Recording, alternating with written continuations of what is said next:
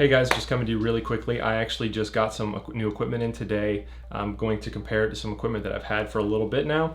And I just wanted to do a quick comparison of some audio equipment that's built for essentially running and gunning, maybe some weddings, anything, maybe even interviews. So I just wanted to show you what I have and let you decide which one is best for you. All right, so what we have today, I have the Tascam DR-10L. And if you're not familiar with this guy, it is you put an SD card in it, micro SD card, and it'll record for long periods of time. You can throw it on anyone, and just, if it's a groom, officiator, whoever it is, whatever situation that you're in, and just let it run. And then you take the audio and you sync it up with your video later. So there's no wireless transmitter receiver situation. And then I also have the Zoom F1 field recorder. This guy, oh, and I should say the Tascam is about $200, and it comes with a lavalier mic. The Zoom F1 is a modular system, so it fits into the family of the Zoom modular components, like the H4n, and you can put on XY mics and stuff like that. But I bought this because it's dual purpose for me. So I have the Zoom shotgun mic. It came with this. You can buy this in two versions, the shotgun version or lavalier version. I bought it in shotgun version.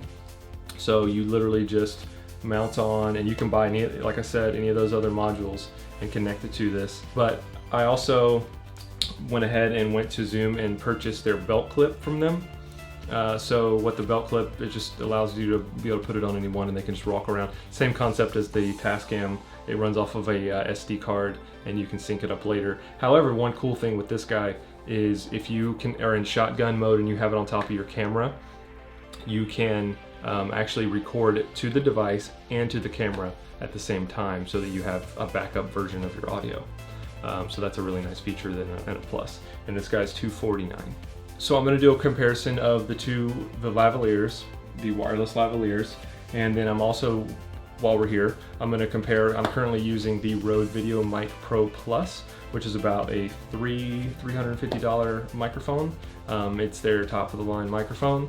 I'm currently using it on the Sony a7 III at about plus 20 dB. And then I also have, I'm going to do the Zoom in shotgun mode. We're going to compare it to that. And then just as a little bit of a baseline, we're going to compare the Rode Video Micro, which is a $60 microphone, just to see how that sounds. And you guys can decide on which one's best for you. All of them are fairly priced around the same amount.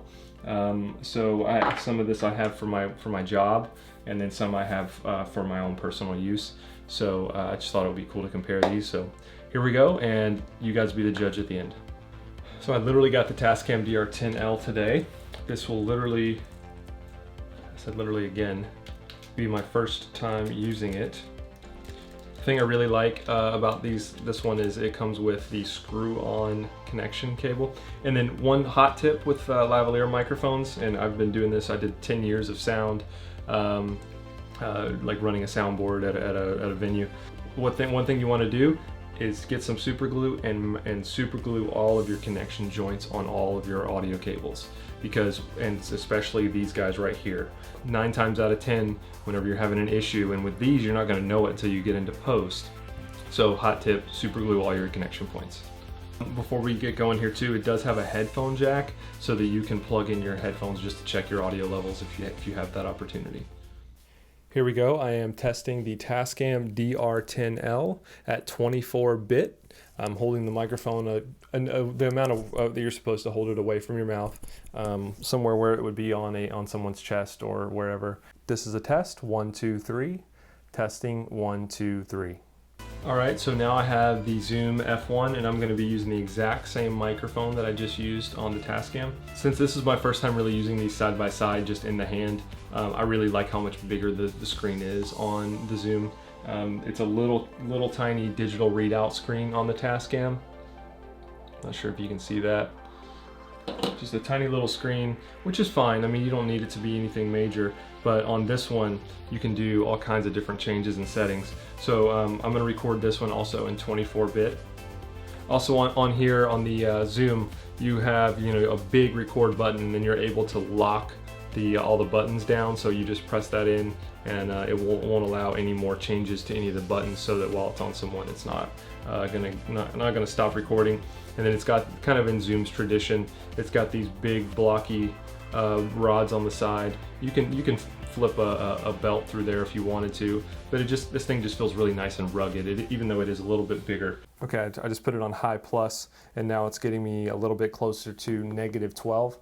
So you have a lot of different options on there. You can start low and then go all the way up to high plus. I kind of wish it would just give you maybe a different scale than that, maybe like a 1 through 10 or 5 or something like that. But just looking at that, I like to be between -12 and -6 up to 0. That way it gives me some headroom. This is a test of the Zoom F1 field recorder. Testing 1, 2, 3. Testing 1, 2, 3. Okay, now I'm gonna play back the Zoom and the Tascam one right after the other so that you can hear the difference. This is a test, 1, 2, 3. Testing 1, 2, 3. Testing 1, 2, 3. Testing 1, 2, 3. So you be the judge of which one you think is right. Again, the Tascam is around $200, and the Zoom F1 in lavalier, I believe there's a $50 difference between the lavalier mode and the shotgun mode, but or version, but it's around $250. The Tascam is definitely a lot lighter. It's definitely smaller. The Tascam does come with a belt clip. It's more of a simple belt clip. I mean, it's just smaller. This is going to be a lot handier. I mean, if you can, just buy a couple of these, but 1 or 2 of these, and just have one as a backup. This guy, I mean, it just feels a little more solid to me, kind of like all of Zoom's products do. It feels hefty. It feels like something that you can feel like you can drop it and nothing's going to happen to it. So I really do like that about that, but it does come at the cost of being a little bit bulkier. All right, now we're going to do a quick comparison of the Rode VideoMic Pro Plus, the Zoom F1 with the field recorder shotgun setup, and then we're also going to throw in the Rode Video Micro just to see how a $60 mic compares to two $250 plus mics. All right, so right now I have on the Rode VideoMic Pro Plus. This is a test. I have it at 0 decibels, so it is not at +20 or -10. I don't have the high pass filter on or anything like that. This is a test, 1, 2, 3. And also, this is on the Sony a7 III with the preamp down to 2. All right, this is a test with the Zoom F1 in shotgun mode. It's mounted on top of the Sony a7 III. It is recording in the same bit rate. I did not change the preamp on the Sony a7 III at all. So they're both recording very low. Should be getting pretty similar audio from them both as far as levels go. But you be the judge in the clarity of the mic. Testing, 1, 2, 3. 1, 2, 3. All right, I apologize. I had to reshoot this. This is the Rode Video Micro, the $60 microphone. I shot this previously and I had accidentally tapped the wrong part of the screen, so it was constantly hunting and out of focus.